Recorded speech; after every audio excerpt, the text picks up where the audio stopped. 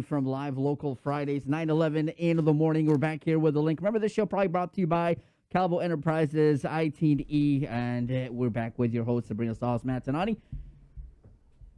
Right, and as I mentioned, it's going to be a big news day today. 10 o'clock, there is a press conference that the Lieutenant Governor and Guam DOE Superintendent John Fernandez will be holding to discuss expanded internet access for public school students, charter school students, and private school students. 11 o'clock, Congressman Michaelson Nicholas will be holding a press conference where he will be talking about the latest COVID relief bill.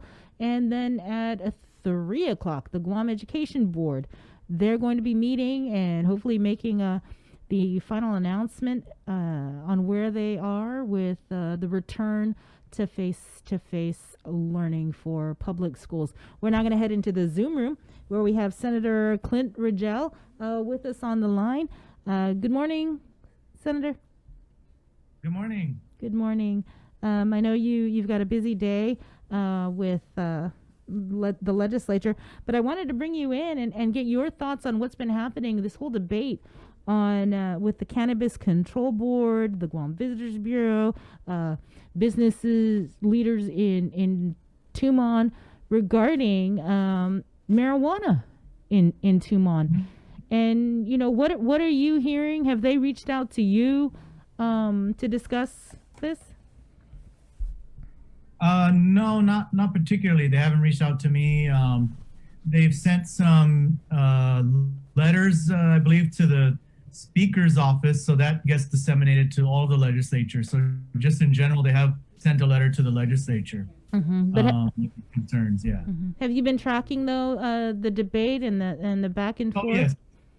Yeah, absolutely. You know, I disagree with them and their concerns. As a matter of fact, one of the things that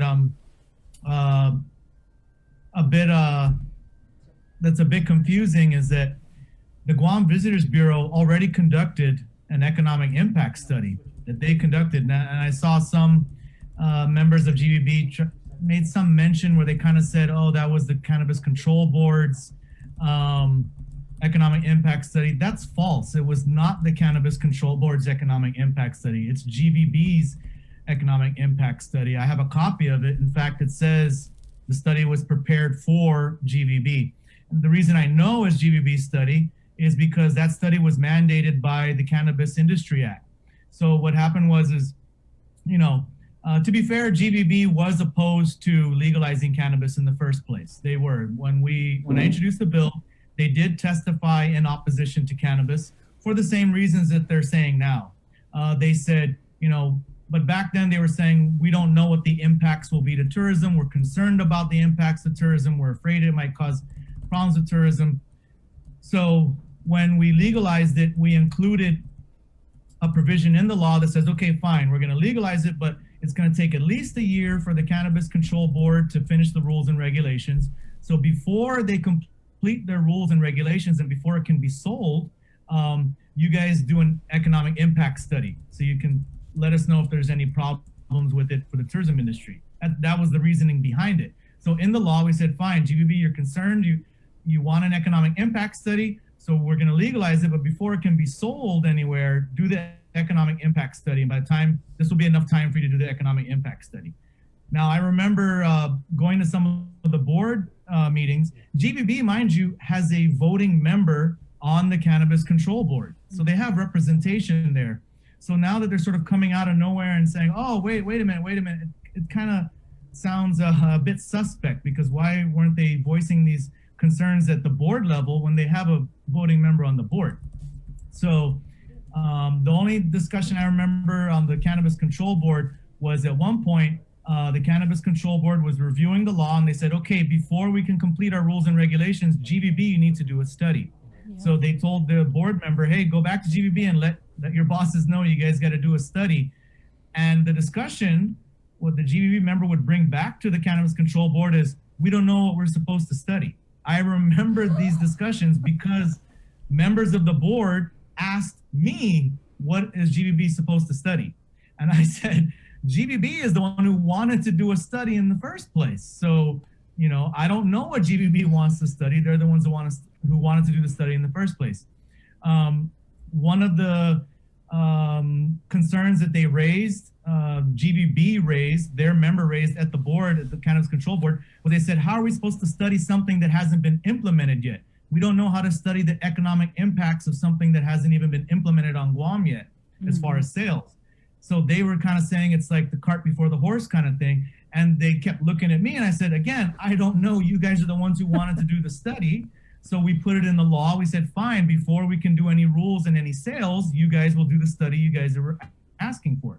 So they eventually figured out how to do a study. They hired a company called Tourism Economics, I believe. It's paid for out of GVB. They procured it. I'm assuming they had an RFP out. I haven't looked for it, but I'm assuming they did an RFP, hired a company. Company did the study. And the study makes no mention of any loss of revenue. In fact, the study cites increases to revenue, increases to tourism. So, I mean, I don't know why now.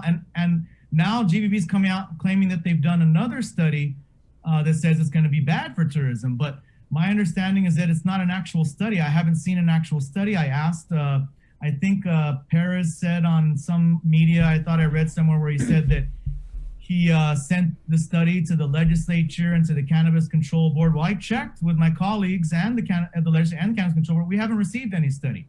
Right. So I don't know what study they're talking about. My understanding is they just kind of made a bunch of assumptions.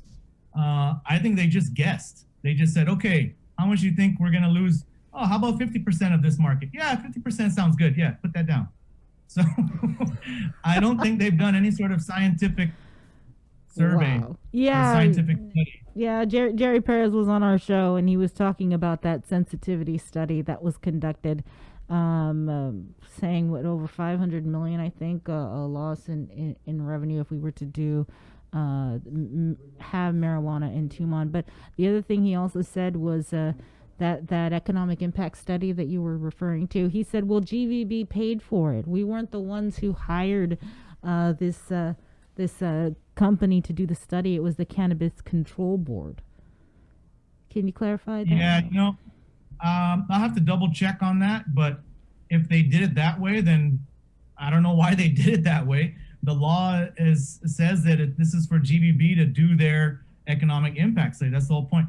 And the study itself says it's prepared for GVB. It doesn't say it's prepared for the Cannabis Control Board. Mm-hmm, mm-hmm. So where do you see all of this going? Because it doesn't seem like either side's going to let up. Yeah, I don't know. That's a good question. I mean, I'm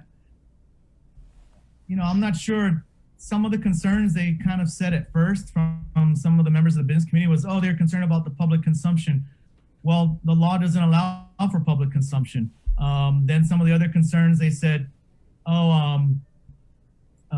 we don't want it on the beaches or in the hotel rooms. Well, the law doesn't say that. I mean, it's up to you. If you own a hotel, you could put it in there, but actually you would have to get special permission. So even if you owned a hotel and you wanted to allow cannabis smoking in your hotel, you would have to go get a special permit to allow that from the Cannabis Control Board.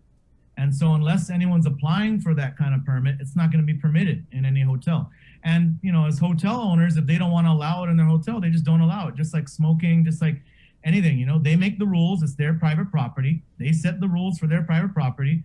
If you don't abide by their rules on their private property, you kick them out, So I don't know what the concerns are. Then I know that there's some talk about, they're concerned they don't want it to be, I've heard some talk, they just don't want it to be sold to tourists at all. And so, I mean, with that, I say, it's not our job to enforce other countries' laws. So, we worry about our laws, we enforce our laws, and that's all we should worry about. Mm-hmm. Do you foresee any compromise or pulling these parties in and figuring this out?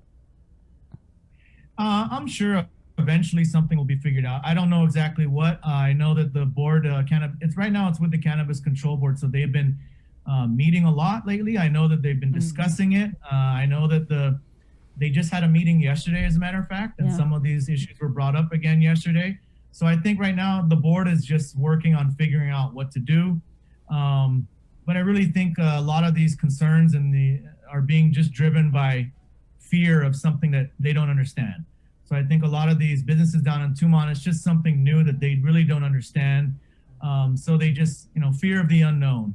But at least I hope that's all that's driving it. I certainly hope there's nothing else behind it that's driving these concerns. Mm-hmm. And so just if you could, in terms of firing up in Tumon, you can't do that at any of the beaches, the public spaces. You can't go walk down Tumon and smoke a joint, right? Yep, that you cannot. Okay. So, yeah, that's still illegal to do it in public. Okay. So there is, I like to also point out too, some people are talking about what about restricting Tumon completely, like just say no cannabis businesses in Tumon, right? That's one of the things they've kind of brought up is just don't allow it in Tumon, any cannabis business. And I'm concerned with that because I don't think enough people realize that there are already a lot of restrictions on where a cannabis business can be placed. We put that into the law. Those were some amendments that were added into the law. So right now the law prohibits it from being 1,000 feet from any school, that's smart, but also 1,000 feet from any church, 1,000 feet from any daycare center, 1,000 feet from any public park. So even in Tumon, there wouldn't be a lot of places to even have it in Tumon because you've got Matapang Beach Park in sort of the middle of Tumon, and you've got Ipao Beach at the other end. And I know of those two parks, and then there's the church down in Tumon. So 1,000 feet in any direction from those places, and 1,000 feet is a lot farther than people realize. 1,000 feet is pretty far. So that already limits a lot of places. People say, well, why not just put it all down in Anigua? There's parks in Anigua. There's public parks in Anigua.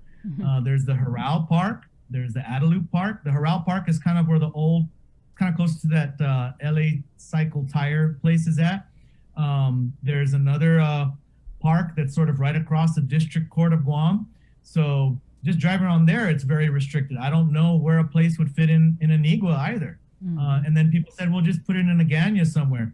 Well, in Agana, you've got the Agana pool and the tennis court area, which is a public park. You've got Skinner's Plaza, which is a public park.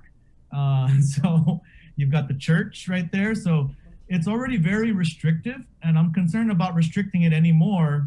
We're just going to say, it's almost like we're saying don't have any businesses at all selling cannabis. And if that's the case, then we're not going to have a truly regulated industry, and then the black market will just continue to thrive. All right, Senator, thank you so much for that update on your perspective on this whole debate. Appreciate your time. Merry Christmas to you. Merry Christmas. Thank you for having me on. And yeah, let me know if you have any other questions. We'll do. Take care. Thank you. All right. And that was Senator Clynt Ridgell giving his thoughts on this whole debate with the Cannabis Control Board and GVB and stakeholders in Tumon who are expressing their outright concern about the possibility of marijuana being sold in Tumon. And actually, yeah, sorry, I had some audio problems there at the beginning of that. I couldn't join in, but yeah, I mean, it's one of those issues. The opponents are going to have their misinformation campaign, and lead you to believe that everyone in Tumon